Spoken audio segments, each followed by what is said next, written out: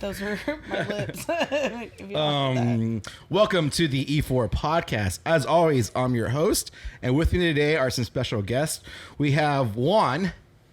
You gotta say hi, Juan. Hello, everybody. Eli. What's up? And Elias. Hello. And we also have Aubrey with us. Oh, hi. How are y'all guys doing? Doing pretty all right. Nice. Guys, these are guys from the upcoming Film Fest happening in Victoria, September 26th through the 28th. They're artists here, and they're local artists. Eli, where are you from? Well, which Eli? Yeah. I'm going to call you Eli, and then this is Elias. He looks you directly in the eyeballs. Do it. He's blind. I took off my should start glasses, with so we're both blind. Oh. Should have started with that. Okay. Awesome. So I am from Edinburgh, Texas, which is about like 3.5 hours south of here. It's very traditional in the sense that arts is not looked at as a good thing. That looks more as you're wasting your time. You're not gonna do anything with yourself. Oh. And either be a doctor, lawyer, construction worker, or you're not gonna make it. So like Victoria 20 years ago. Yeah. Yeah. Well, I mean, like, Hey, if no, you- so if you- Victoria if you- now. Still. No, it's not now. No, like that. literally everyone talks about being a doctor, a lawyer, working in the. If you really field. Nobody Those I've just known. good goals. Yeah, no. If you really think about it, though, fuck. the Valley is about like 5 to 10 years behind on everything. Wow, and Victoria is like 20 years behind. So you guys are getting Yeezys like in 20 years? I think so, actually. I think we're In the kinda Valley, closer to the- The PS3 just dropped. You're like, oh, hell yeah. Dude, San Andreas. Oh my God, dude! Have you guys heard of Vice City? That's so brand new. It's blowing man. my mind. No, so y'all, well, Juan and Eli, y'all both do film and photography, right? I do film and photography. Yes. Nice. Yeah. What are some projects that y'all have worked on recently?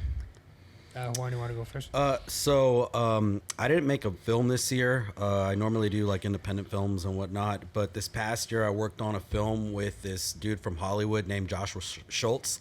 It's called Ride or Die. It's going to be featured at the VivaTX Film Festival. And then recently, earlier this year, I worked on a music video for a band called The Pretty Wild. They're on Sumerian Records, and they just did a tour with Kat Von D and In This Moment. The video itself's got like, I think, over like 100,000 views and whatnot. Nice. But yeah, that's the most recent thing I've done, only because all my film art or anything that I work with, like when I help Josh or whatever, those are just kind of like my hobbies. I still have a day job. I have a business I run. So I just try to make as much time as I can for it. However, beginning of early next year, I am starting on a new horror film. It's going to be filmed here in Victoria. So, Nice. so on Ride or Die, I believe you said you did the behind the scenes. Yeah. So for the people that don't know what that means, what exactly does that mean? Basically just interview like the actors, get footage of how the film was made, get Josh, doing his director stuff. Exactly. Getting a lot of photography, getting a lot of footage, and then just kind of putting it together kind of like a documentary is basically. It just shows how the film was conceived from the beginning all the way to how it's, to the finishing product. So Right on. And that was all shot here or locally around here, Victoria, Edna, Mission Valley, right? Yes, exactly. What are some places that y'all actually filmed at? We filmed at this old motel in Edna. I forget the name of it, but it's the first one when you come in. Texana. There you go. Oh. There you go. Yeah. And it was, I know it. I got your back one. dude. Thank you. But the crazy thing is, our first night filming there, we had a person that was living at the hotel or something like that. This crazy lady came out and like threatened to like stab us. Lady. Yeah. She threatened basically the police got involved It and lives up to its name. Yeah. Whatever it is. yeah, the police got involved. We just kind of just were like, just leave her alone, whatever. And luckily, our director of photography and the director for the film kind of handled everything. They squashed it and they figured it out. But the cops came and she wasn't a problem anymore. But to answer your question, we also filmed downtown Victoria. Oh yeah. And the police department, did like a pursuit with us and everything. Oh, so, yeah. I remember seeing Yeah. that. They obliged. That's crazy. Yeah, dude, they were all about it. Yeah, Yeah, we're in. they even blocked the roads downtown for us. Like, Yeah? yeah. So it's pretty. That's cool. It was awesome of them. That's yeah. cool. Yeah, because I believe y'all filmed at Facetti's, right? Yeah. Which is like a local, Facade. Yeah. Facade. Local place. Been around for a long time. And they also filmed at one of my favorite places, the barn. Yes, I forgot about that. The yes. barn, Yeah. dude. Yeah. The barn. Yeah, What when's the last time you've been to the barn, Uh, Aubs? I used to live out on fucking Schrader, so don't play. Oh, okay, I all know right. where All the right, barn so is. outsider out here, what is the barn? All right, so the barn is like this real old little bar out in Mission Valley. Mission Valley is like a little town like in between here and Cuero. Super small. Super They small. smoke cigarettes out there. Yeah. Inside.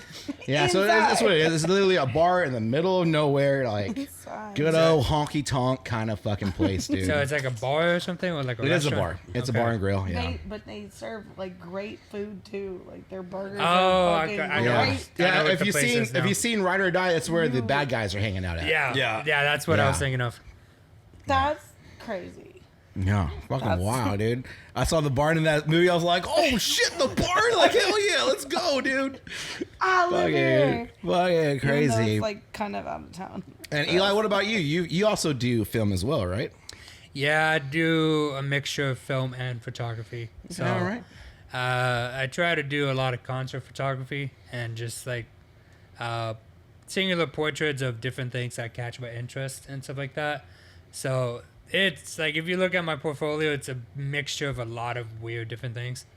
Like you have like a portrait of the sky, and then you have like wildlife, and then you have like specific art pieces and stuff like that. But for the Victoria Film Festival, Viva Texas, my film Moving On will be featured there on Sunday the 28th. And that film is about myself. Oh, really? Without spoiling it, could you get a little more into it? So I went through a lot of mental problems Okay. from like the year 2019 to 2021. My best friend was killed. And dealing with the stages of grief, along with everything else that I was already dealing with, self-harm and other issues like that, that just made my whole situation worse to the point where suicide seemed like a valid option. And the film goes through the stages of grief and everything that I went through 2019 to 2021. And the film is very raw. Okay. I did not sugarcoat anything. Ooh. I would say it's mature content for sure. All right. So, if your kids are used to that and have seen Deadpool, that's fine. But if they haven't, then I would not recommend it for any type of kids or anything. Yeah, I'm But, glad, I'm glad Deadpool's there to help us get through life, right? Yeah, Burke with a mouth. You ever seen Deadpool? Is You this ever seen- podcast Fine. PG or no? You ever seen Deadpool? Okay, yeah, you're good for this film. But it's a very dark film.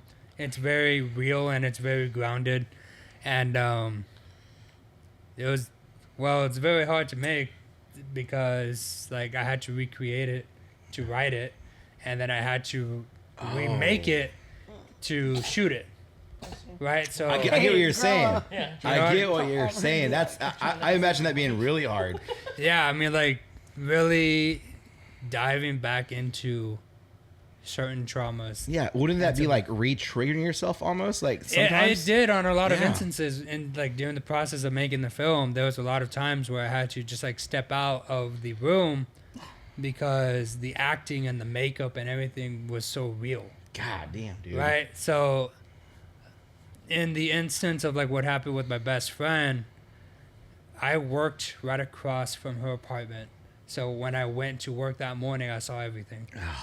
So recreating that, like, holy shit, man, that hurt. I mean, just recreating everything for that, not only writing it, but also recreating it to shoot it. Yeah, talk about like reopening a wound and Yeah. just and Yeah. then keeping it open for a while. You know, you're Like, there was a lot of wounds reopened, yeah. and what made it worse is that it was even a longer process than it should have because of like scheduling conflicts and stuff like that. What should have been about like 2 months took a year and a half. So, Oof. yeah, it took a lot out of me, and it was difficult in the sense that I did everything.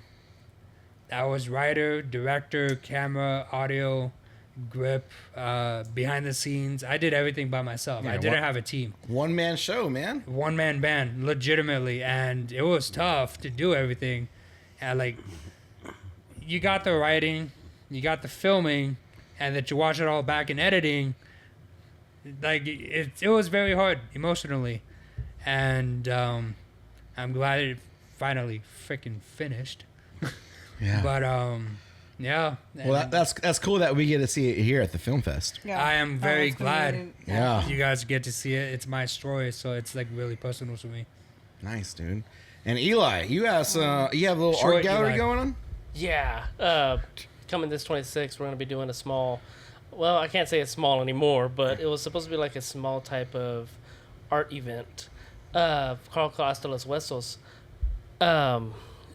Majority with Hasta los Huesos was what I'm trying to create it to be is Hispanic artists, vendors, you name it, trying to promote businesses as well if we can. Yeah. And that's where a lot of sponsorships came in. I'm trying to do in a way that I know that with a lot of Hispanic Heritage Month type of events and so forth and so on, they touch bases. You got your bases, you got your foods, you got your do, folklorico, you got your things do, like that.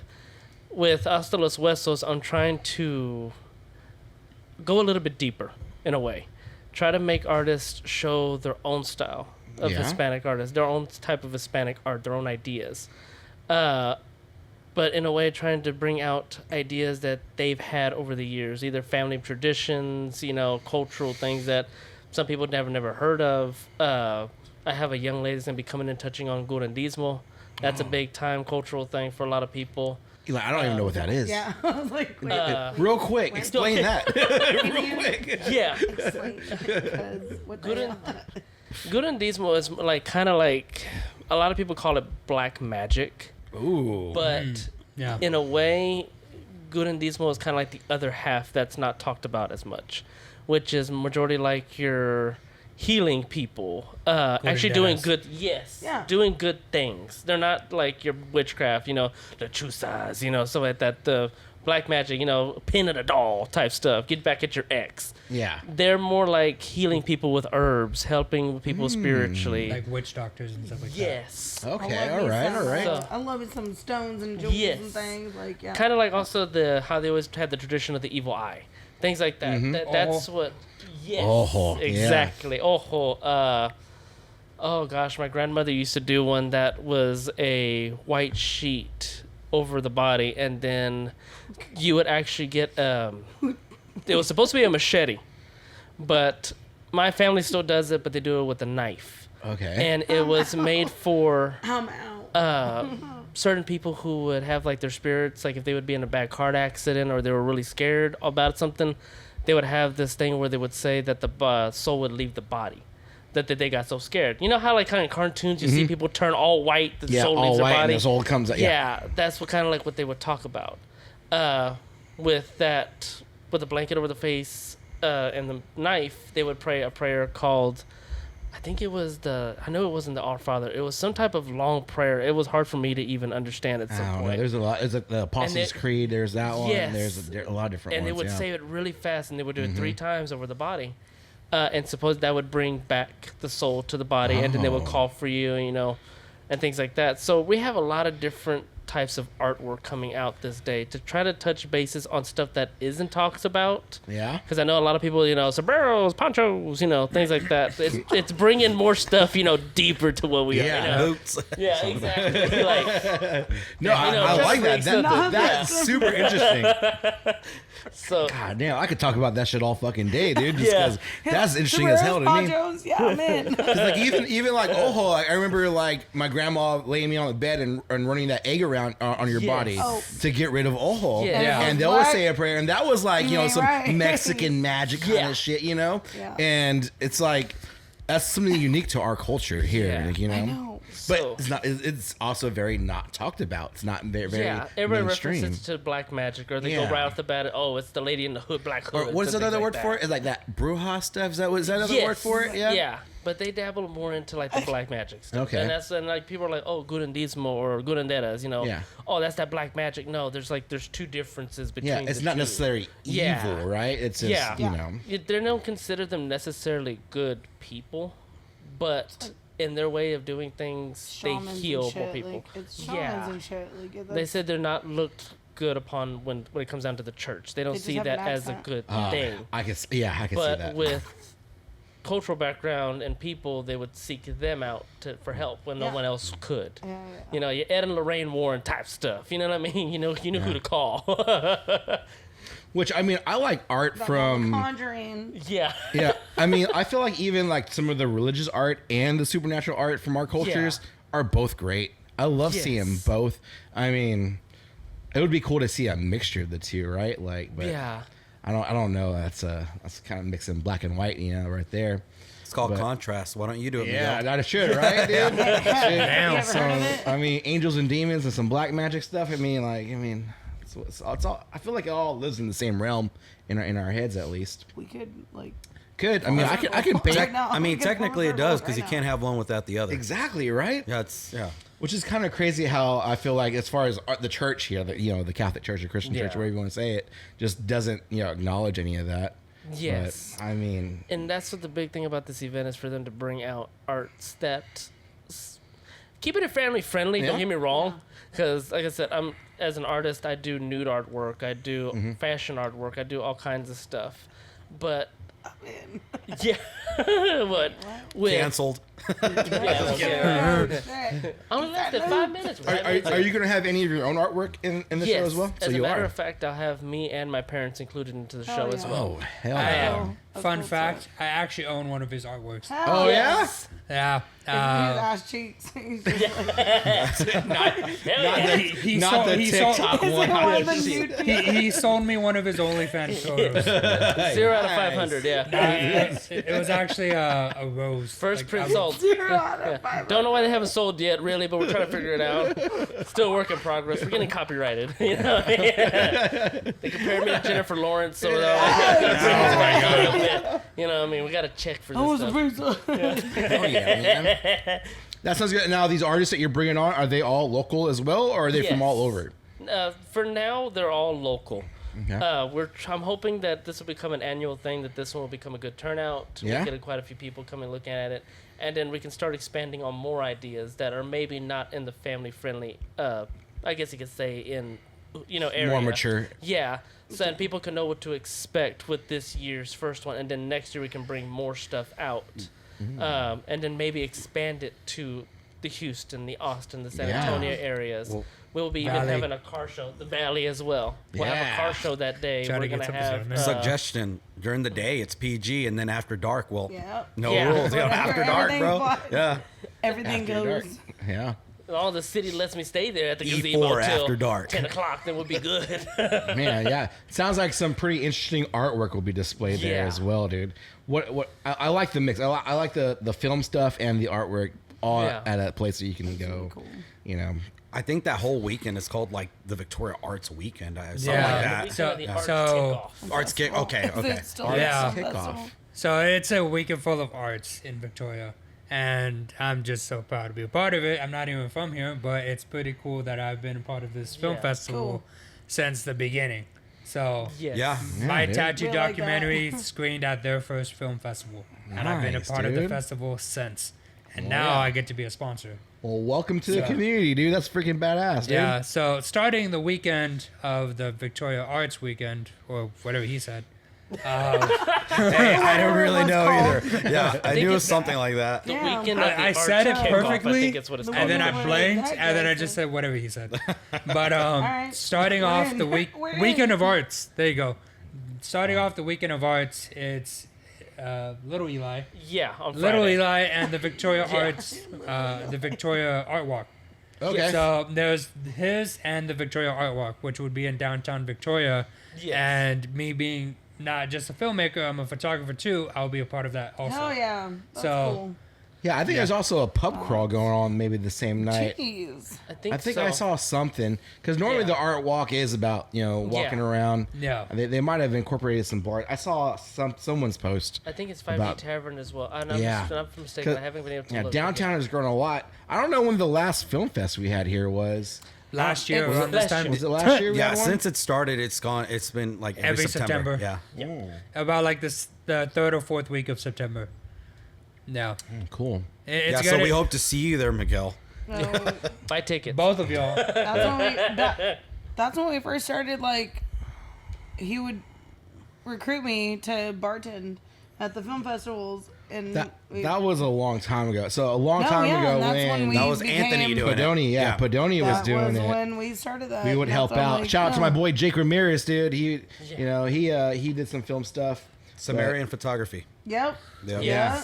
Samaritan Lights. Yeah, we would Sumerian Lights, give there him you go, there you go. a hand when we could.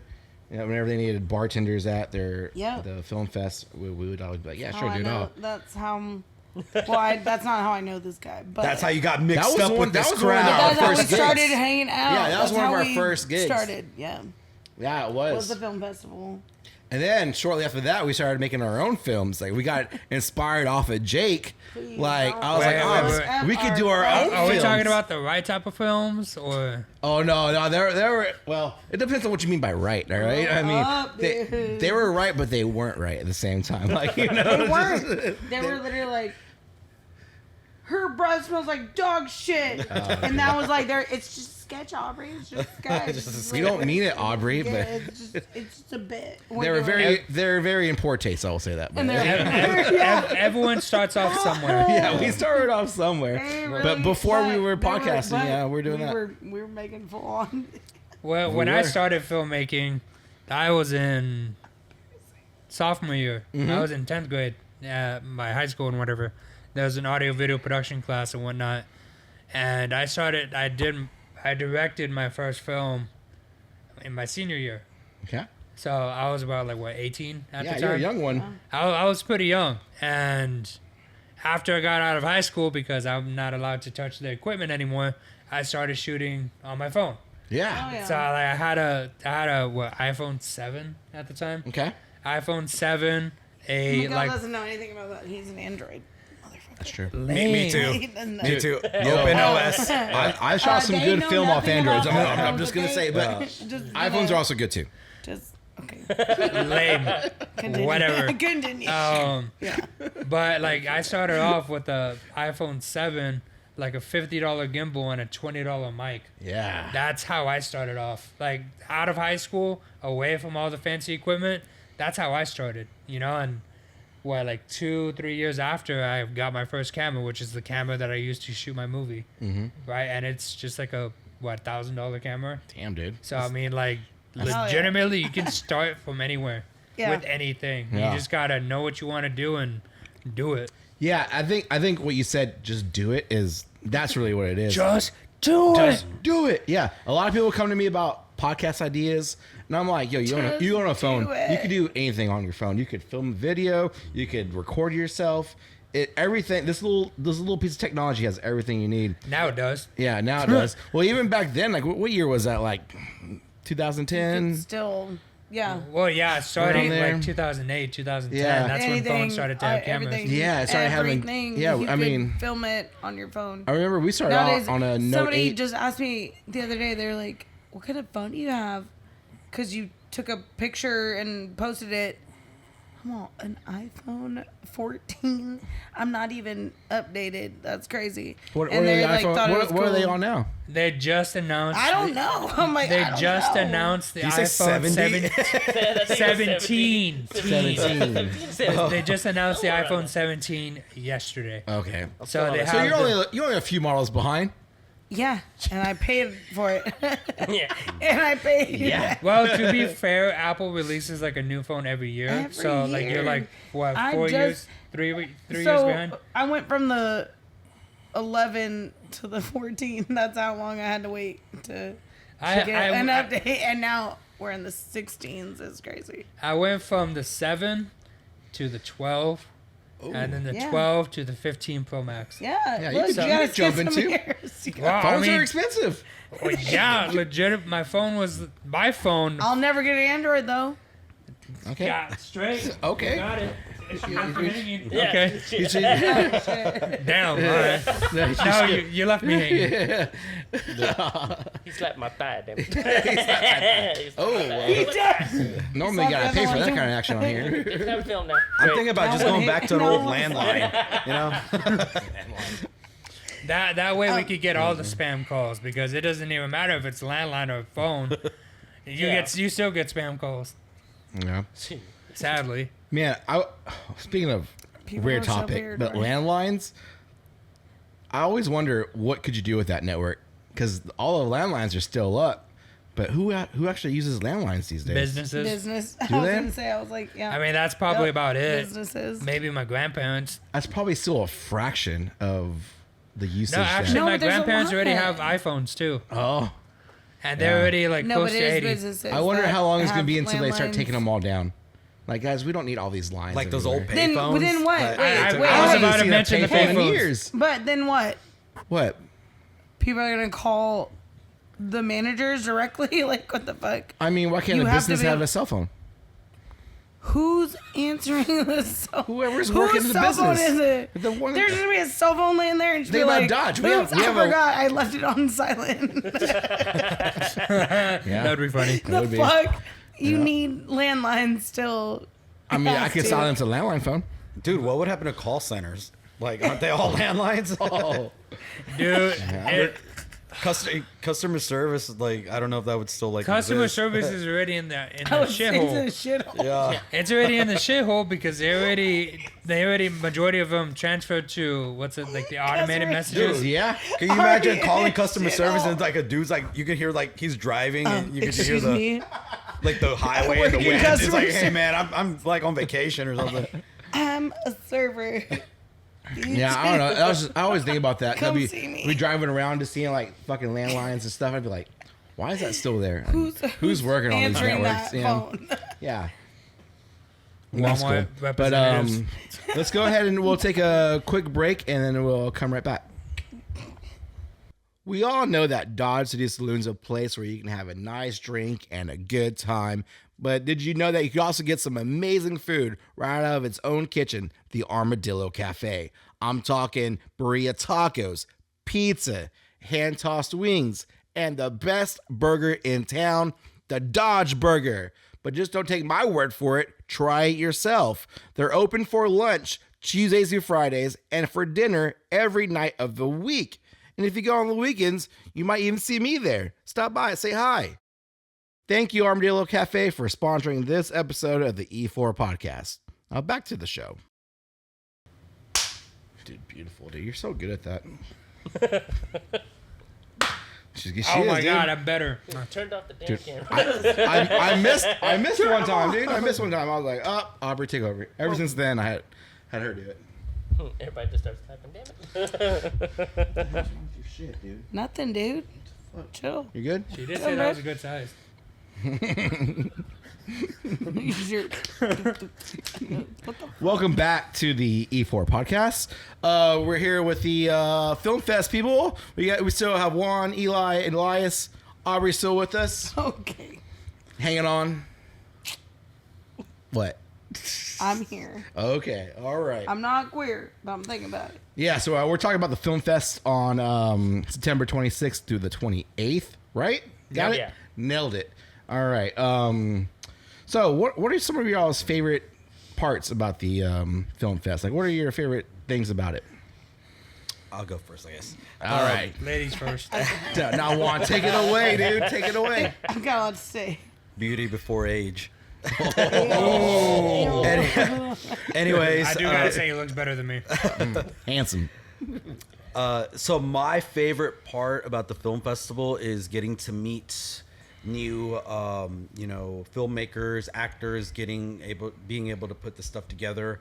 My last film, I met this guy, Mike McLeod. He film the last film. I was just directing it. I just wrote it and directed it. And he did a really good job with the editing and everything like that, because he just kind of took over on that. So it was kind of cool working with someone I never worked before. So shout out to Mike. Also getting to meet some of the actors that actually I didn't even know that local people here in Victoria that are part of Theater Victoria, like Joey Ochoa was in there, and then I had another actor in there named Gabriel. They did like Church's Chicken commercials. Joey was in a film. He went up to New York to film some slasher movie for Netflix. So yeah, like it's kind of like I got to, I guess, discover a lot of like hidden talent in Victoria that no one ever like knows about. It's kind of like underneath. You got to actually dig for it. And I didn't realize that there was like actually like a lot of talented people in the area and had done more stuff, I guess, portfolio wise, you know. I was like, I was pretty impressed with that, and it was great working with them because they already knew kind of the ins and outs of what they needed to do, so it wasn't new to anybody. So it flowed very well, considering that everybody was a professional or felt like a professional level. So that was great. So that's probably my favorite part. And also, I guess my second favorite part would be able to view other filmmakers' films, such as Eli's films and stuff like that. I like checking out other work from other places. So So how many films do you think are being shown this year? If you had to guess, how many? I think it was around 75. I'm not sure this year because I haven't really looked at the roster. I know it's a long list. Yeah. It's a long list. It's not just like 4 films. It's like it's up there. Yeah, 75. Yeah, because there's multiple short blocks where they have like 5 to 7 films for each short block, and then we have like the bigger features and stuff like that. And they're showing films all 3 days, right? Yeah, so they're starting the whole film festival. The whole weekend of arts starts with the Victoria Art Walk, along with Elias's event, and then later on that evening they show the behind the scenes of the film that Juan worked on. What was it called? Ride or Die. Ride or Die. Yeah. Right, so that's on the first night, and then the next 2 days is nothing but film. Right, so they have shorter time slots for like the shorter films, the ones that are like 5 to 10 minutes, maybe even 30 to 40. Those are all like in one block. But for like the longer films and like the more bigger films that they're advertising, it's more like they have their own section. Okay. Right, and like thankfully I've been part of this festival since the beginning. Oh yeah. So when I first started, my film was on a short block. And now, moving on, the film that I have this year, it gets its own section. It gets its own time. Nice, dude. Right? Yeah. So, Nice. like, Cool as fuck. it's pretty cool to have that experience. And going along with what Juan was saying, the film festival brings out a lot of hidden talent. And, like, the stage to give the filmmakers, the small time filmmakers, that myself, Juan, like just those small filmmakers that are trying to do something in the industry and grow these types of events, boost that. These types of events boost those artists to give them opportunities to do something with themselves, right? To do something that they want to do. And going to, like Juan said, everything. Right, it's a weekend full of indie film. It's a weekend for filmmakers and artists to network with each other, and it's just all good vibes with the VivaTX Film Festival. And that's probably why I drove 4 hours just to be here tonight, just to talk about it. Right? Yeah, dude, I appreciate it a lot. Would you say that maybe like filmmakers like y'all two, do y'all take these like film fests as opportunities to like network and maybe like get other people like, hey, I would love to work with, you know, I have a project that I would love to work on with this person, or, you know, is any networking going on? Or Yeah, I mean, like the first film festival, I met Juan. Yeah. Right? Okay. That was our first time meeting. We met through the festival. And then we also met a couple other artists John Brudro and John Jew and Boudreaux Partita. Yeah. Yeah. So Which their documentary, Bloody and Bruised, was. Bloody and Bruised, The Story of the Back Room, is a documentary about The Back Room in Austin. Yeah. And they've won so many awards. They're killing it. The back room in Austin. What do you mean by that? the back room in Austin. The back room at Austin, Yeah, at Austin. was a venue. Music Okay. venue. It was a music venue, like a metal music venue Okay. and stuff like that. So Oh. they did a documentary showing like the brutality of it and like what happened there, who played there, The and whole stuff like story, that. basically. the whole Yeah, like so like they Texas hardcore scene and stuff like that. exactly Everything. and Yeah. like the rising of rap, the rising of metal, the rising of punk and stuff like that. Because so many different music, so many different types of music like played there throughout the years. Dude, so. nice. I need to check that out. Yeah. Yeah, Like, so wait. like they during that documentary, they even like the owner or like the bartender even mentioned that Lemmy from Motorhead, that was his spot to go to.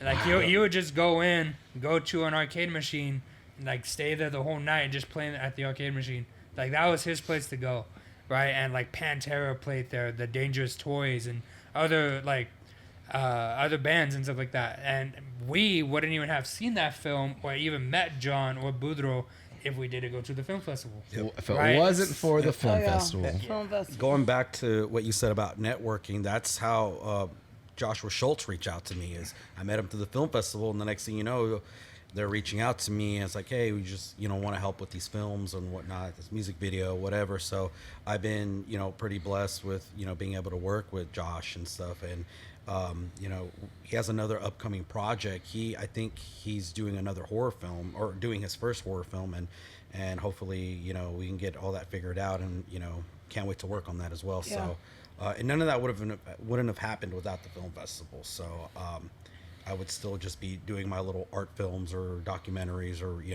whatever. So That's And that's all of badass, that dude. just That's cool. expands and like it just expands and everything. The makeup artist who ended up doing my film is from Victoria, Okay. Michael. Oh. And I wouldn't even have met him if Juan didn't tell me about him. yeah, Right. So originally, my makeup artist that I had for my film quit, and it was like a bad experience. Like he took the makeup. I had to buy the makeup. He stole the makeup from me. He didn't return it after he quit. He like made scheduling such a nightmare and all that. And after like 3 months of not shooting or anything, the film festival happened. And Juan told me that he met Mike, and then Mike was a special effects makeup artist, and he got me in connected with Mike. So because of that, I was able to finish my film. So, Okay. Yeah, Mike was the makeup artist for my comedy film, Taking the L, and he was also the makeup artist for Ride or Die. So it just felt natural. Oh, yeah. Like, hey, we know this guy. He's already, which, by the way, Mike actually, a little background on him since he's not here. He actually started doing makeup in New York, and he's got to Yeah. actually do Yep. celebrity makeup. Yeah. So he did makeup for like Vogue and stuff like that. different Hell things. yeah, Yeah, dude. Boy's making it. Yeah. yeah. As a That's matter of badass. fact, he'll be Get him, doing Mike. some makeup on September 26th on that Friday at Hasta Los Huesos. He's actually going to be doing a Dia de los Muertos young lady. Ooh. And we'll be having a luchador model coming out. They'll be handing out free tickets for one of the movies that'll be playing on Saturday. So he's even doing the makeup for that. So he does really amazing work. And same thing, connection through the VivaTX Film Festival and Eli as well. There's a lot of people that get connected through these events. And it helps a lot The of cool thing different about people. the festival as well, that it does include, like, they try to get support and include a lot of local businesses. For example, the Six Realm House downtown, they're going to be showing just like scary movies because of the vibe there. Oh, you know, yeah. so there's going to be all those scary it's movies spooky there. season. Yeah, exactly. So I'll be there. It's- So Wait, when is that? Saturday? yeah, I'll be there hanging out. I'll all be day. there. Yeah, At the Six Realm House. yeah. Yep. You'll find them at the Six Realm House on Saturday. That would be the 27th, right? Yeah, yep. If my math serves me correct. Yeah. But Elias, what are don't some know of your more. favorite places or favorite times at the film festival? Honestly, I've usually half the times I'm always doing artwork out there, so I Okay. don't get to visit too many places. But I think my biggest favorite parts are going to be all the stops to be able to visit for art. The VTX Art Walk has helped so many artists bring out Oh yeah. their own thought process through their art, and they've already opened up. they've done it, I think, for already 5-6 years running. They've been doing their event before the VivaTX Film Festival had even started. So they've established an audience already to where they can open up their artwork to be whatever they want to be. So any artist can bring whatever they want, to be able to show what they want to show with no restrictions. No, you can't do this, you can't go do that. They're open. They're very open-minded people. And being able to go to each stop to be able to visit each artist, because there's 3 or 4 in each location, to be able to see the thought process.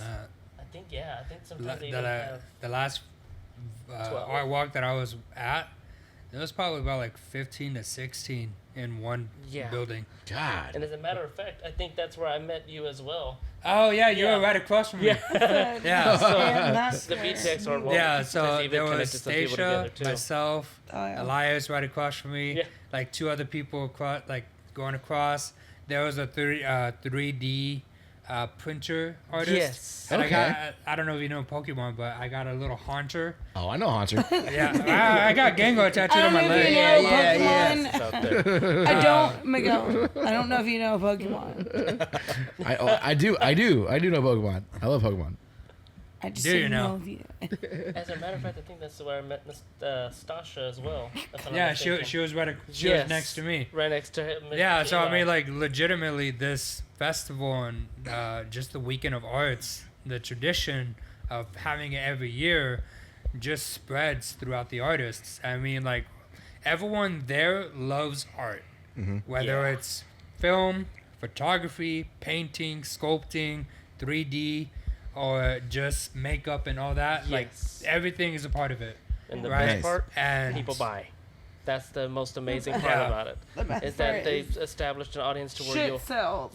Yeah, because don't get me wrong. As artists, you can be a starving artist. You won't make crap in a month. You know what I mean? Yeah. And with the art walk, My poor dad. you can bring out your artwork and have that potential chance to sell. Like I said, my parents are into it. I'm into it. There's so many pieces of my family that go out there, and everybody has made some money from the art walk itself, selling it to a client or a returning person. Eli, of course. I bought some of his art. Yes. I want something like hand drawn, something. Yes. That's a win. And some people will do it in front of you as well. Yeah. Yes. All right, there on the spot. I'm like, I think a lot is to be gained off the film fest, even if you just make friends out of it. I think that's really cool too, right? Yeah, because that's free. That's free. That is free. Friendship's free and very valuable somehow. One question I wanted to ask y'all is, what advice do y'all have for new artists that are maybe is a painter painting in their room or someone that does film on their own? How do they get to be able to input their stuff into the film festival, or what are some steps they can take? I think I want to go first on this one. Just do it. That's literally the mindset of an artist. Just do it. Yeah. Before, during our break, I was explaining like the way I started out. I mean, I started out in high school, right, doing film, and I was using the school's equipment. But after I got out of high school, I mean, I started off with an iPhone. That's how I started doing my films, right? And like moving forward, I mean, even with Moving On, the film that's screening this year, I did that all by myself. That was a one-man band through and through. Like, I did camera, I did writing, directing, audio, editing. I did it all by myself. So like literally the mindset to be an artist is just do it. Yeah. And there's people who would buy. There's people who would view. Right, and there's people like the VivaTX Film Festival who would want to show it, right? So I mean, the literal mindset of just going out there and doing it that's all it is. That's it. That's literally all it is. And like, it could be abstract, it could be film, photography, pencil work, ink, watercolor, like sculpting and everything, like 3D printing. There's literally a lot of art forms where you can express yourself. Yeah. One thing that Oh, yeah. you guys didn't mention is I remember walking down there and there's like musicians as well. Oh, people yeah, that's people true. playing music and stuff like that. So Yeah. Yeah, so So- it's not just it's not all visual. It's also like, you know, Audio. Yeah, exactly. Yes. So yeah, so like they got this all the senses covered. All senses. literally, Yes. and like what Juan was saying before, they also include local businesses.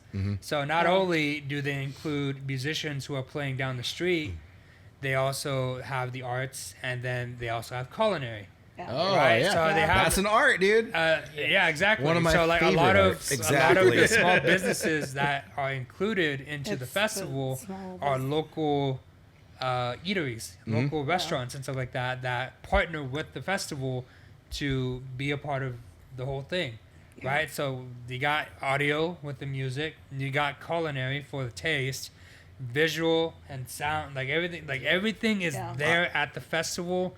So many things to do, so many things to try, so many things to eat and like look at. I agree. Tacos are art. You know, That's great. Beautiful works of art. You know, Each one of them. What's it called? Where When I is met Elias, and this is like a food joke, but the food is art type of thing. I never had steak on a salad before. Oh, a steak salad. Yeah, I Yeah. never had that until I went to. I've never had a salad. It shows. I'm playing. I know. But like I never had a steak salad before until the Victoria, Texas art walk. So like there's so many things to explore. Hell yeah, that's nice, dude. So one thing I had with this podcast was I was very critical of my own work very early on, to where I would be looking at my work and being like, I can never release this. Like, you know, I felt like I would block myself a lot. Do y'all have any advice for artists that feel like their work isn't good enough, but in reality, it's great work? And it's just they're just their own worst enemy. I don't know if y'all have ever experienced that yourself. I still deal with that. Yeah? I think that's how do y'all deal with that? You have to. so. I think I'm like he said, we're just our own worst critic. You know. So it's just kind of goes back to the ideology of just doing it. Just saying screw it. I'm just gonna whatever. Because when you put yourself out there, you're gonna be in a vulnerable state. And the thing is, all art is subjective. People are either gonna love it, they're gonna just be like whatever, or they're gonna hate it, and it doesn't matter. It's you gotta. It's like a risk. You know. Yeah, it's a little scary. It's a little scary. I mean, for a lot of people. it it's is Me scary. scary. personally, I actually don't release my films anywhere like on YouTube or anything like that. I specifically only release them at film festivals because it's kind of I try to make it special, because if you want to see my film, you gotta You come to the see film. it. You gotta You come gotta see it. come You and gotta see it at the come film see it. festival, because like I got said, to. I'm You want to see Exclusive. yeah, exactly. it? Exclusive. But also it's I'm not trying to be everyone has different goals in life, and for me, my goal is just to be able to make films as an art form, as a hobby, and Yeah. maybe work on some other stuff, but I'm not trying to I'm not at the point yet where I'm like, hey, I'm trying to be some big director guy or whatever. Like, I just want to have fun with it. Yeah. I'm still at the stages where like, hey, we're having fun with it. I just want to keep it local and give local people opportunity to kind of get their foot in the door. Yeah. But as far as releasing it, you just got to just take the chance, jump off that cliff, whatever, and you just do it. So, Here we, Yeah. Go. Sorry. here we are. but no, that's about it. It's just it's always going to be scary, but everything is scary at first, and it's not easy to put yourself in a such a vulnerable position to be criticized, but yet nothing worth life and doing is ever easy. So Yeah. Yeah. That's probably the best thing to say. And you're welcome. You're welcome. but A like slow clap. when it comes to like just like adding to what Hugh was saying, I forgot what you said.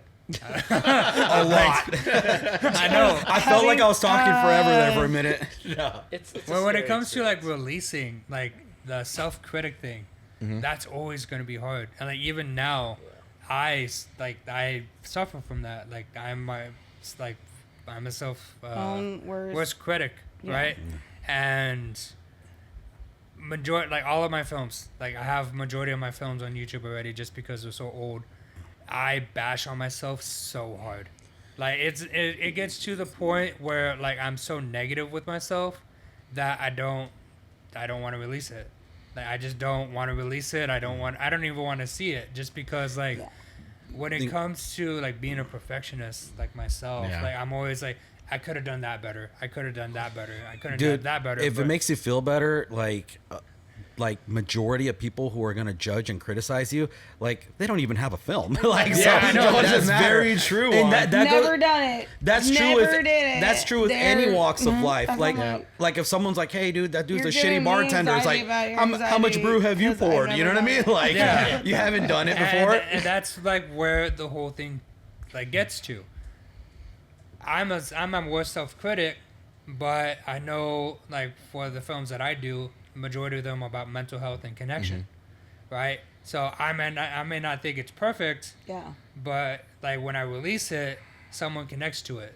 Yeah. And if that someone makes a connection to it and like gets a little hope from whatever I make, or like some type of like will to live or anything like that, Point. that's the idea of art, right? It is subjective and there is an audience for it, but you won't know the impact of your work until you release it. Yeah. And that's part of finding your audience. Once you find your audience, you know who you're releasing it to. You know what I mean? Just like musicians, like if you're like in a punk band, punk rocker people are going to listen to it. If you're in a metal band, you find your audience. You're going to find your own audience. Yeah. So to touch on what you were talking about, so how you might look back at your older work and kind of cringe a little bit. No, I still do that. Even with the films that I I've still finished. do it, but also I feel like you could take it a certain way. You could say, "Well, look how much I've grown." Yeah. I get that a point. lot. Big, like, And you just gotta look at it a different way. Like, man, I used to be doing this shit show, and now look at me. Now I'm so much better. And look at It's the growth. just a more advanced shit show. You know what I mean? Yeah. So it's gotten better. Yeah, So the shit show's gotten better. Yeah. and like for me, that's where I'm at, right? Because I still think everything that I do is shit, Nope. right? And like that's a negative way of The looking fact at that it. you're doing it is awesome. Yeah, I the mean, fact like, that you're doing it I would just is say, awesome. as long as you still got the passion to do it, then Yeah. just have fun with it and don't take it so seriously. Like, because regardless, people are gonna love it. Just from my personal experience, anytime I think something sucked, everyone loved it because what they see is we see the flaws as the creators. We see the Exactly flaws. what it is, Juan. We I see can the flaws, literally- but they don't. They just see what they haven't done, what it took to do, and they're like, Yeah. "Wow, this is amazing." So And there was, I'm gonna say a little story, but before I say that, in like the whole topic of like this self-hating, self-criticizing type thing, I have a loved one back at home recently because even now I'm still going back on my film to like fix small things and just like fix stuff. She had told me, make it now, make it perfect later. You know what I mean? Yeah. Like, Man, that's great advice, dude. Right? I was Holy like, wait, shit. what? I'm like, wait, make it now. Make the it idea perfect. is like make it, I'm in. I'm in. push it out there, and as you go, make it better, make Yeah. it perfect, Yeah. right? And that's something that she said to me. I'm just like, dude, that hits so hard just because Dude, I that have does. that problem with that like self-criticism. And like to go into what Juan was saying, that we are our self-critics and like we notice the flaws and everything like that.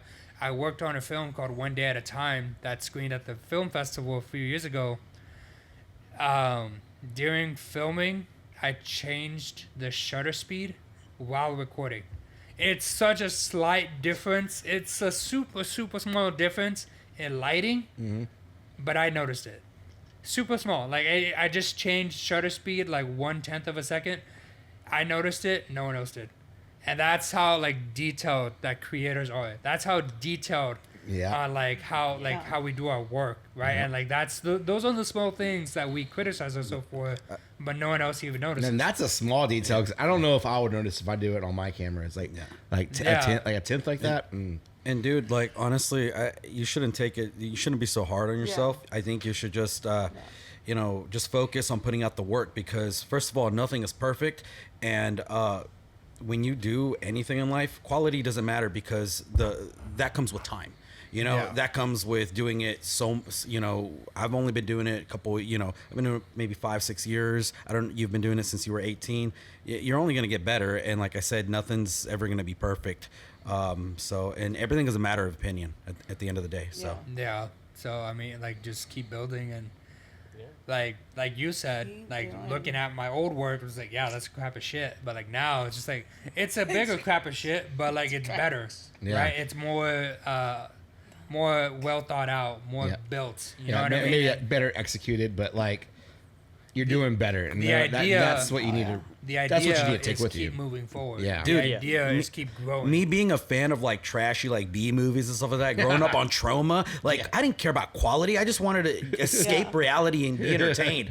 Like some of those Trauma films I grew up watching, it's like, dude, they're absurd. You know, like Toxic Avenger and stuff. But I love those movies, man. Like they were so cheap. And the crazy thing is, if you're a fan of Trauma, they recycle the same like car footage, like flipping over and blowing up in like every single movie almost. You know, it's the same. Funny. Yeah. So, but you know what? They have such a huge cult following. So, like at the end of the day, quality ain't that big of a deal, man. You know, so, in my opinion, at least, you know. It's not. Telling the story.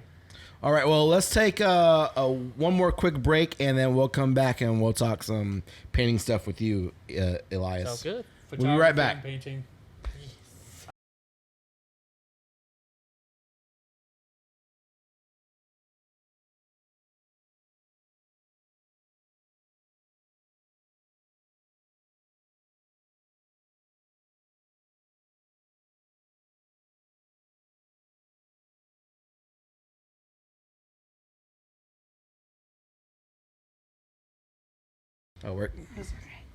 All right, guys, welcome back to the E4 podcast. We're talking about, you know, being an artist and, you know, the difficulties of that. We left off on Elias.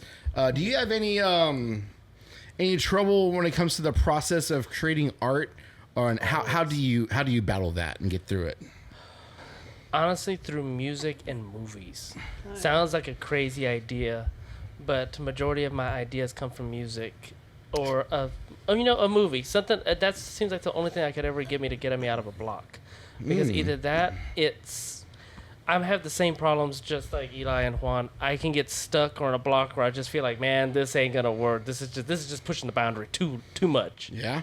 But sometimes I have to just take that dive, take that commitment, and say, you know what? If somebody likes it, they like it. If they don't, oh well. You know, what art have you made? So you get a lot of inspiration from movies and music. Yes. What are some of your big time movies or bands that have inspired you to create art? The biggest cliche, I'm gonna say Rocky and Godfather. Really, Rocky and Godfather? Yes. Hey, Rocky's a good Those movie. are solid picks, though, dude. And I know it sounds mainstream, like everyone say, well, everybody says that, but You have to say Adrian the way he does. exactly. I think what Rocky is just very motivational, very cinematographic. Yeah. How do you say it? Cinematography? Yeah. It's very good. Do you know the, It's real good. It's real good. dude? If you don't know the story about like how hard it was for them to, Yes. Rocky like is like a miracle movie. So like if you aren't aware, check it out. It's just The upbringing and Yeah. how much you had to go through to get to yeah, that because film. he never thought they were gonna get it made, and they finally Wow. did. So Yeah, just that was actually like Sylvester Stallone's movie. yeah. Yes. Right, like that was his story. It Yeah. wasn't. I don't know if it was actually based on him, but he made the story. He No, made the story. yeah. He wrote Yeah. the story and everything. He wrote and, the story of Rocky. Man, I had no idea. And then take the first check. Film nerds, You know. Yeah. I'm thinking he didn't take the first check. He went to multiple production companies and went to multiple people to try to make the money, or to at least pay him the amount of money without him getting taken out for the role. So to me, that was always motivational. You know, sometimes you got to stick to your guns. Whether some people may like it, some people may not like the idea. You know, you got to stick with it. And sure enough, for him, he's like the biggest example. You know, hey, stick with it. You know, it's gonna sooner or later someone's gonna see your vision. Yeah. They're gonna pay you your money for your vision, and God knows how many people reference the first Rocky. Even with The Godfather, no one saw Michael Corleone being played by Al Pacino, I think his name is. Yeah. Being played by Al Pacino, they wanted him to play, someone else, someone taller. As a matter of fact, Sonny was supposed to play Al Pacino. So stick to your vision, stick to your guns. You know, sometimes it could really pay off. Yeah, no matter what E4 tells me, I'm going to do what I want. Hell yeah, brother. Do what you want, brother. should. You should. So I want to talk about having the vision, right? So I don't know if y'all, if Juan and Eli, if y'all paint, but I paint too. But my I don't paint on canvas. I am a straight up nerd, and I paint Warhammer 40K models, right? So one of the processes I have is, you know, I'll do my base coat, and then I kind of like imagine how I want this model to be finished, and that's my road I take, right? Yeah. I know with canvas it could be a lot different, right? Because your canvas starts off blank as opposed to the model already in a pose, already doing stuff. Surprisingly, I don't do canvases. Okay, what do you do? I actually do everything through, like I was talking to Eli earlier, I do everything through iPad. Okay, Everything's so through it's all digital? Yes. I use Procreate. I use anything under the blue moon that's either free or that's not, you know, going to blow a budget.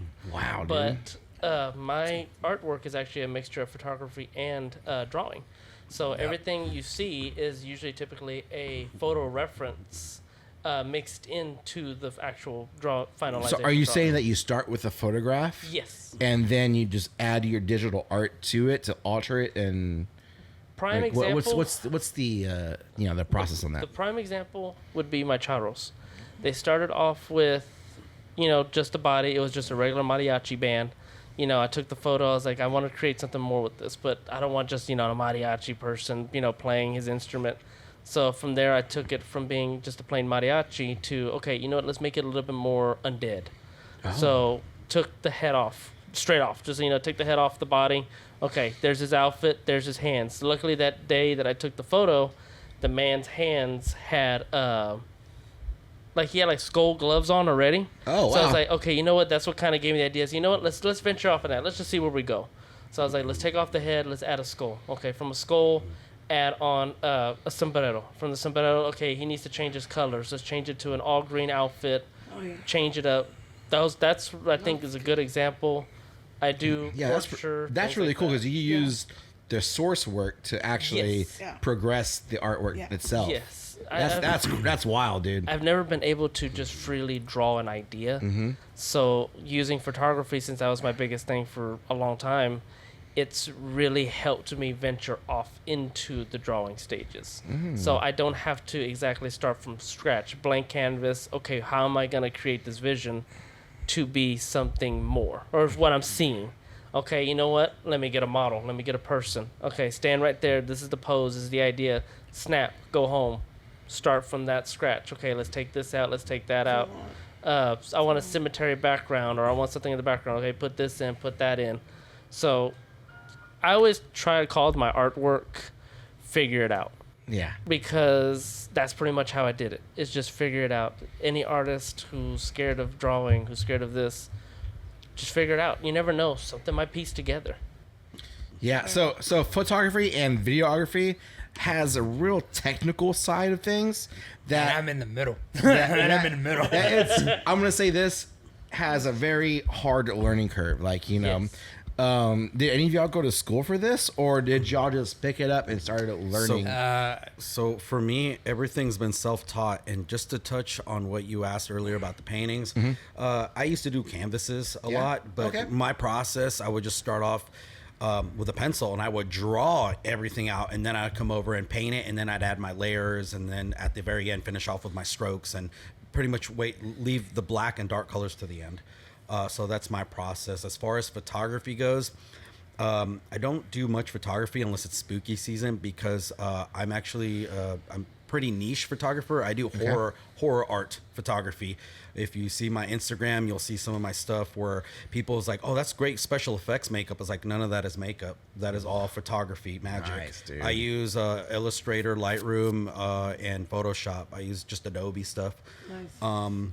But that's what I specialize in. Like, if I'm going to do photography, I want to do what I like, which is like more on the horror side, scary side, spooky stuff.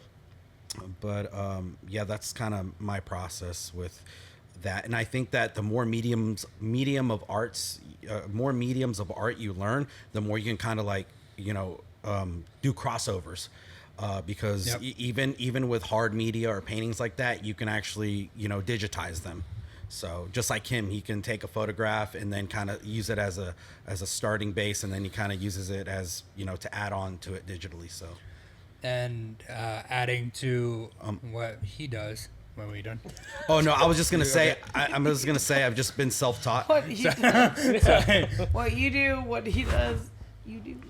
Yeah, I'm just completely self-taught. I did go to school for like graphic and web design, and it kind of just went from there. But everything else, like just the drawing stuff, the film stuff, it's just being bored and finding a hobby and then just doing it and then just learning. So pretty much all self-taught in that area. So. Nice. Yeah. What about y'all two? To add what he was doing, he also, since I'm an actual client of his, I don't know if this is true or not, but he had told me that you make your frames also. Yes. He makes his frames, and he actually uses car paint to paint the frames. Yeah. So like the one I have has like a metallic purple magenta feel to nice. it. Yeah. So I just wanted to add that in because like So from lowriders to frames. exactly that's exactly what he told me. I learned it from And older gentleman, actually. I cherish Sweet. I cherish that piece, and it hangs in my office. And I'm thankful. Thank you. But going to your question about being taught and stuff like that, I started out like actually making videos when I was like 13 to 12. And they were shitty YouTube videos. I don't have them online anymore just because I don't want anyone to see that. But they were like the challenges that were trending back then and all that stuff. But like moving forward and like getting older, because I was still into the video and stuff like that, I got an audio video production class.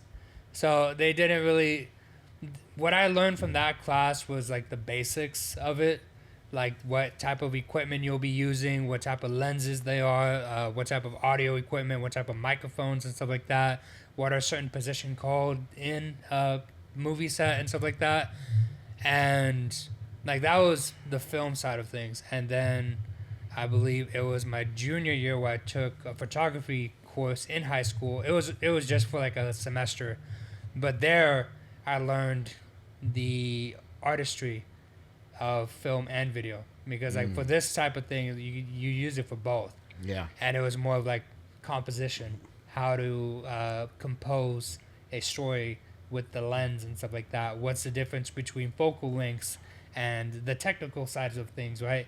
Like the film part of it was more of like the equipment, the photography part of it was more composing, right? And you know what I mean? I'm jealous. I wish I would have taken that class in hindsight, because I had to learn off of YouTube what aspect ratio and ISO is, and I was like, yo, I don't know what the fuck these things are. Well, the good thing about the film festival is they have this tradition where like the last day on Sunday they actually have workshops, which I did a couple in the past years, where they take a person, like they'll take like an actor and they talk about like the acting aspect of it. They'll take like a makeup artist and they talk about the makeup and the hair process of it. It's like a class. Yeah, so That's awesome. so you can go and check that out too. So They did that. On Friday too. I'm if actually mistaken. thinking about doing that if there's like still slots open. But yeah, I mean, like what Juan was saying, just like as the more mediums of art you know, the more you can collide with them, right? And I'm a filmmaker and also a photographer, right? So it really complements each other more, mainly because you're using a camera to tell your story, right? And I think I work best with a camera. And when you look at my portfolio, the films are more dark in like themes. They talk about death, grief, mental illness and stuff like that. Stuff that doesn't get talked about, or stuff that I think doesn't get enough traction that it should, right? And when it comes to my photography, that portfolio is it's something else. Like I just showed you a quinceañera photo that I did on the beach. That's a quinceañera photo that looks straight out of a Disney movie. I showed him a picture that I did of a horse race. I do content photography and then just like horror stuff too, because I'm into the gothic dark side of life, stuff like that. And it's just really crazy on how flexible photography and film is. Yeah. Right? And it's really fun to build upon these different mediums. And it's like, it's fun for me because you get to include, like the way I see it, you get to include all the other art mediums. In film, you can capture someone creating like a culinary masterpiece. In photography, you can tell a story of someone painting their first piece. Yeah. Right? Like there's so many ways to look at film and photography, and honestly, I'm just blessed to be able to do this. And I gotta say, one of the most fun but also most like nerve-wracking experience that I do is the concert photography, just because you're on a timer, right? Like you get to be there, you get to take pictures with your actual camera, not your phone. Like you're there to work. I've gotten the privilege to cover the bands that I love, like Iron Maiden, The Elevators, Slightly Stupid, Disturbed, and stuff like that. And you're on a time clock. They only give you 3 songs to get what you get, right? So like you're there, and then like the space in the front is super small. Mm-hmm. And some of my best work in photography has been doing that.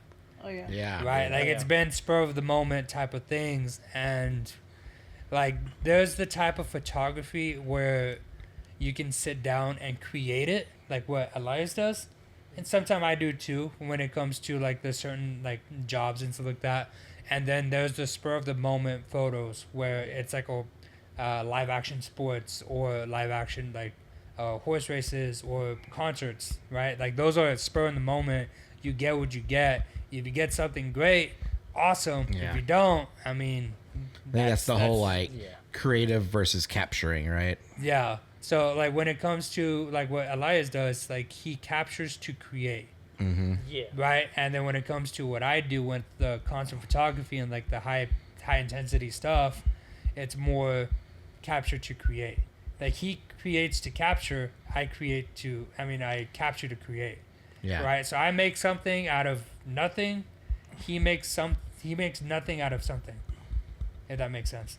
Did I say that right? Yeah, sounds good. Did I say that right? That was right. Sure. I'm like, yeah. I don't know if I said that right. There was a lot of nothings and somethings, but Yes. we get what you're saying for sure. I hope you do. Yeah. It Because really if not, I details. sound like an idiot. Nah. Sometimes it does feel like that, taking nothing and try to make it into something. Yeah. Because sometimes I get it, sometimes I don't. Sometimes the vision comes true, sometimes it does. And that goes into art in general. That's the thing. Really, when it comes to painting, sculpting, film, photography, digital art, you're making something out of nothing. All you have is the idea to do something, but you got to figure out the progress and the path to get to that something. Yeah. Yep. Right? Like with him, he's taking a picture. He has a concept. He has the idea in the picture. After that, he goes digitally and creates what he's envisioning, right? And it's the same thing with film, right? Like I had an idea, but I had to do certain steps to make it into what it is now. Yeah. From an know what I mean? idea to a film. Yeah, to Yeah. actually put it, like it's different from having it in your brain, putting it on paper. Yes. And putting it on paper in photography terms, like putting it on paper, turning it into a photo.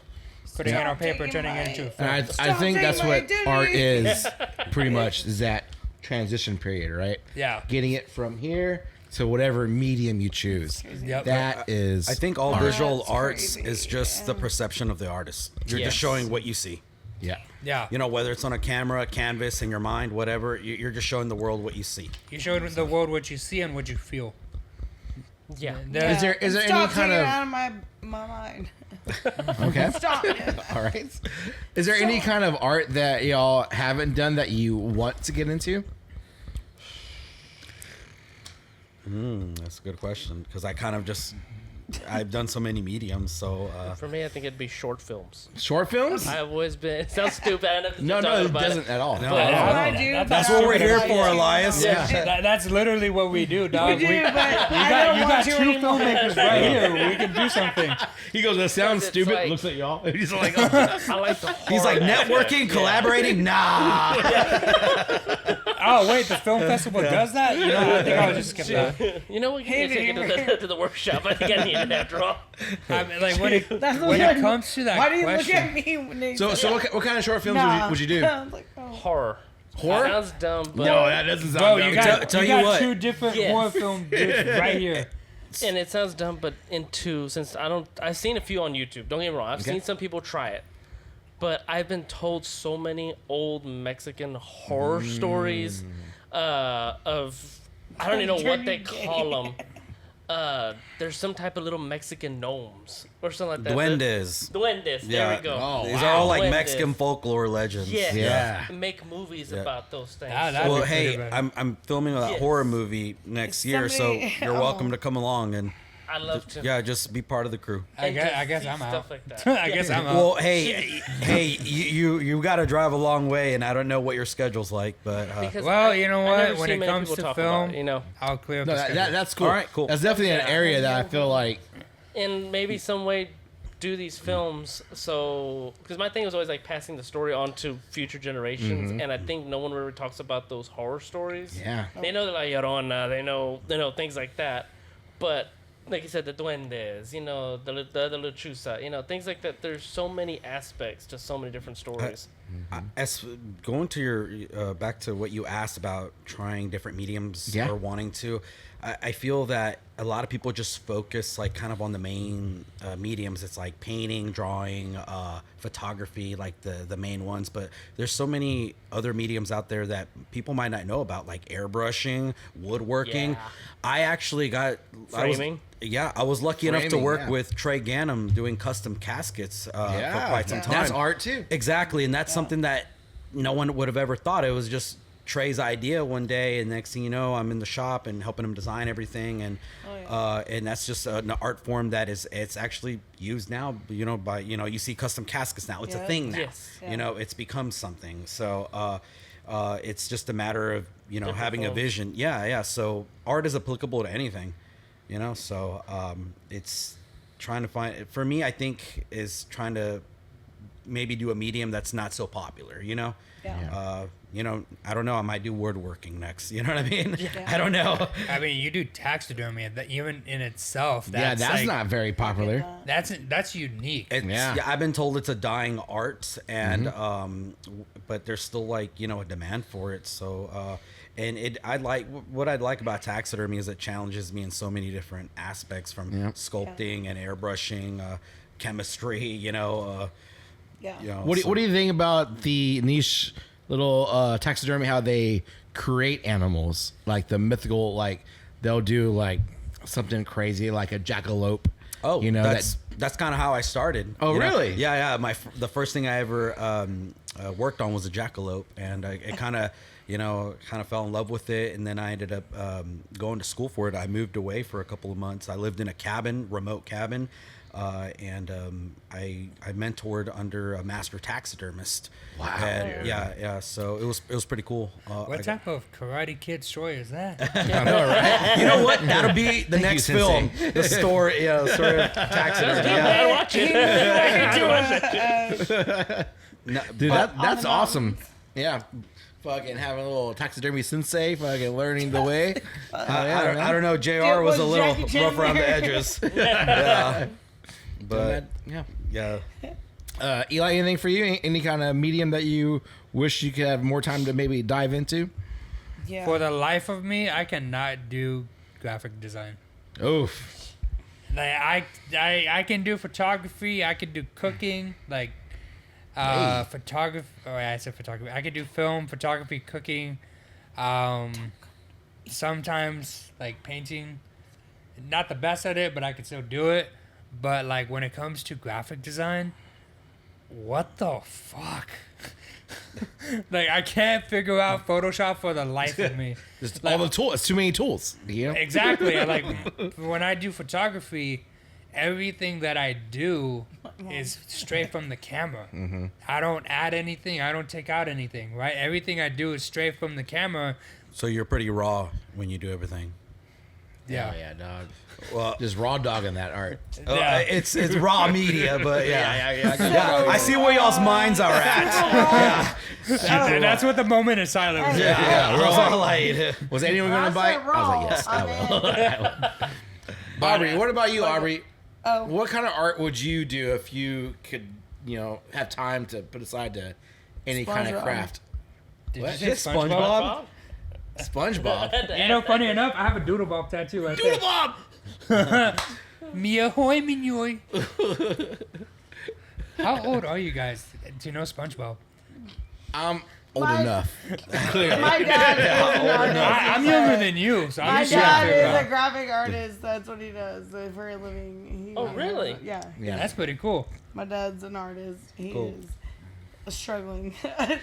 Starving artist. Starving. We No, love My you. he's- mom is. He's good. He does some pretty cool graphics. And he's a good drawer, too. He be drawing some cool No, he's good. can't comic draw book for characters, stuff like that. Yeah. That, very, I would say inspired from like the 80s and 90s comics. But what about you? What kind of artwork would you do? Oh, Bartending. Bart. Hey, that's Funny dude. enough, There's everything's an that's- art. yeah. There's an art to everything, right? That would count. Yeah. That would count as culinary. I keep taking my mic. I guess so. I mean, a whiskey coke's a whiskey coke. I mean, I guess. Isn't I there guess like? Isn't it? What is it called? There's like a size to it, right? There's What is it the called? mixology side of it. Mixology, yeah, Yes, yeah. there is. I'm a Obviously, mixologist. she's not taking No. it very seriously. No, not even I dabble with the mixology stuff. Bart. I'm more of a Alright. dive bar Alright, like alright. grungy kind of everyday Yeah. kind of bar Alright. stuff. That's what I want to do. I don't want to have to make my own cream or whatever. Fuck all that. Dude. I ain't hand making your drink. No, I'm pouring you a whiskey coke and sending you on your way, dude. Isn't that like an old fashioned or something like that? Close, that's close. whiskey. Old fashioned's pretty much just like whiskey. That's just With like a whiskey. block of ice and some bitters and some. See that? So that's too syrup. much. Just And you know open what? the No. the cap. That's it. Yeah. Coors Light. Here you go, sir. that just tells you where I'm at. I don't drink, so I don't even know anything. I respect it, guys. I respect it. That's actually something to respect nowadays. It is. For You're- someone to actually say that I won't drink. I feel like it's also enlightening too. Like I'm not a big heavy drinker. Like yeah, I drink a little bit on the podcast, but I mean I also bartend a lot. But even when I'm bartending, I mean I'm more making the drinks than drinking drinks. You know? Yeah.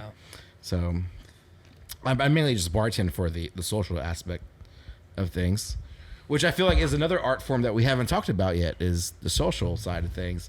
Being able to talk storytelling is a cool art form, and that would be mine that I would love to get into is just the art of storytelling and capturing people's attention and just using your The Yeah, story that of is- E4.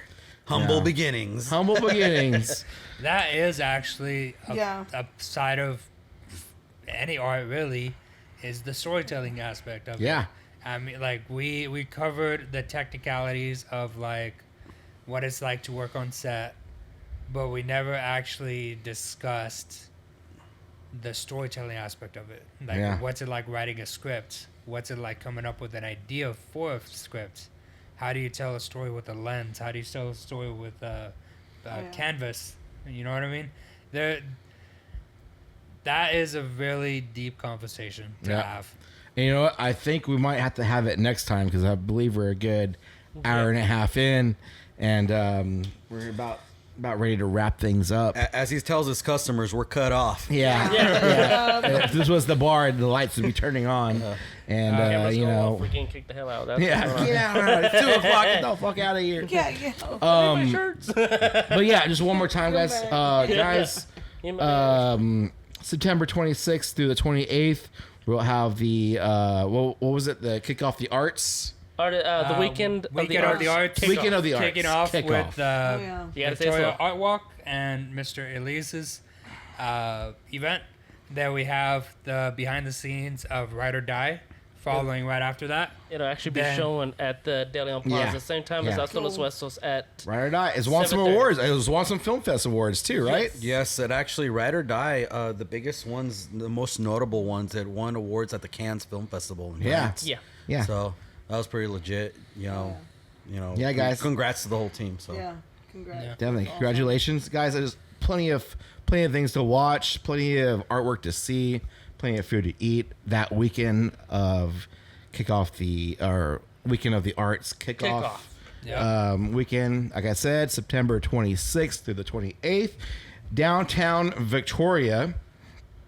Thank you all for watching the E4 podcast, and thank you all for being on and traveling all this Thank way. you so much. Can I do a quick plug? Yes, do it. You got it. All right. Kickoff day, I'll be at the Victoria Art Walk. Mr. Elias will be having his own event, same area downtown. Ride or Die screens on Saturday. I'm not sure on the times. Don't quote me. Okay. Also, Six Realm House, right? Yes. Yeah, Six Room House will be showing like Yes. horror movies and whatnot. So yeah. My movie, Moving On, will screen on Sunday at 3 p.m. Yep. at the Victoria Fine Arts Center. Hope you guys can make it. I also have trailers and a short film behind the scenes that I did myself for the Cool. film, so you can watch and know what to expect. On YouTube right now at VivaTX, and I don't have a picture of my logo. No, you're fine. And Elias, real quick, where can we find your artwork? You can find my artwork at the VTX Art Walk, Hasta Los Huesos, and honestly, any local event here in Victoria. Or you can follow me on social media at that the Monito Loco on Instagram and Elias Monito Rodriguez on Facebook. All right, guys. Thank y'all. And we'll see you next time on the E4 podcast. I never had a father.